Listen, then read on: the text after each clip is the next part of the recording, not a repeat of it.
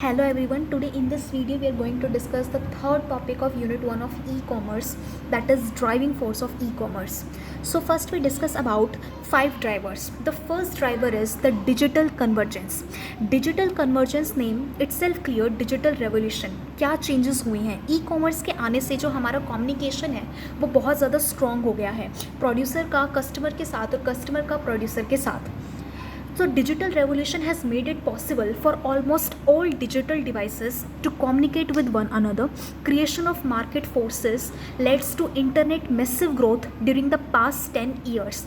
कोई भी information provide करनी हो तो वो ऑनलाइन जो है अवेलेबल है. आप कोई भी इंफॉर्मेशन किसी भी चीज़ से रिलेटेड ऑनलाइन जाकर देख सकते हो. कोई भी प्रोडक्ट परचेज़ करना है उसकी हर एक इंफॉर्मेशन आपको किस क्वालिटी में चाहिए, कितनी क्वांटिटी में चाहिए, वो सब आज ऑनलाइन है. तो इसलिए कहीं ना कहीं एक जो रेवोल्यूशन आया है ट्रेडिंग में, बिजनेस में, वो done by e commerce. Second is ubiquity. E commerce is available to anyone anywhere in the world 24/7.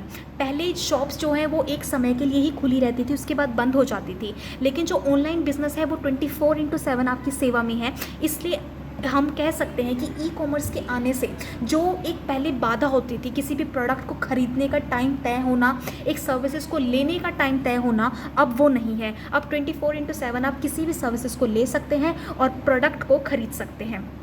तो ई कॉमर्स ने टाइज किया है इंडस्ट्रियल सेक्टर को, मर्चेंट्स को, सर्विस सेक्टर को और कंटेंट प्रोवाइडर्स को. The third thing is change in organisation.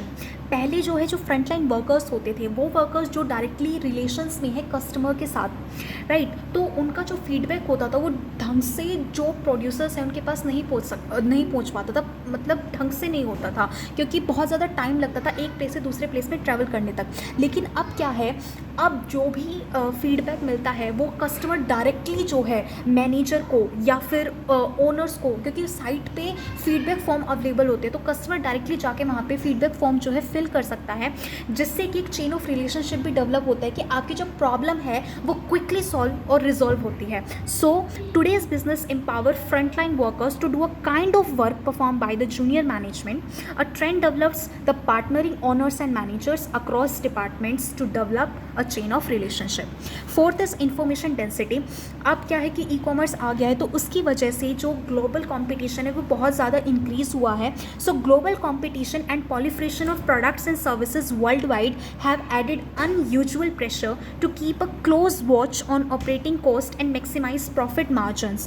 अब सब ये सोचने लगे कि हम अपने प्रोडक्ट की क्वालिटी को 100% रखें और जो उसकी कॉस्ट है उसको मिनिमाइज़ करें, जिससे कि हमारा जो प्रॉफिट मार्जिन है वो ज़्यादा से ज़्यादा हो सके. क्योंकि कंज्यूमर जो है अब डिमांड करता है, उसके हिसाब से जो अब फर्म है उनको प्रोडक्ट की मैन्युफैक्चरिंग करनी पड़ती है और क्वालिटी का भी ध्यान रखना पड़ता है, राइट. तो ये सब ई कॉमर्स की वजह से जो है पॉसिबल हो पाया है. Last is personalisation and customization.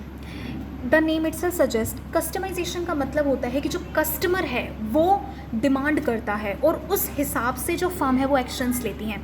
For example मुझे इंडियन टीम की एक शर्ट लेनी है, उसके पीछे लेबलिंग करानी है इंडियन टीम के नेम से, तो मैं फर्म के पास जाऊंगी, उनकी वेबसाइट पर विजिट करूंगी, अपनी शर्ट का जो कलर मुझे पसंद है वो चूज़ करूंगी और जो भी मुझको नेम लेना है या जो भी मुझे शर्ट के पीछे नेम चाहिए वो लूँगी और मैं उनको कहूँगी कि मुझे ये शर्ट चाहिए, इस टाइम तक चाहिए.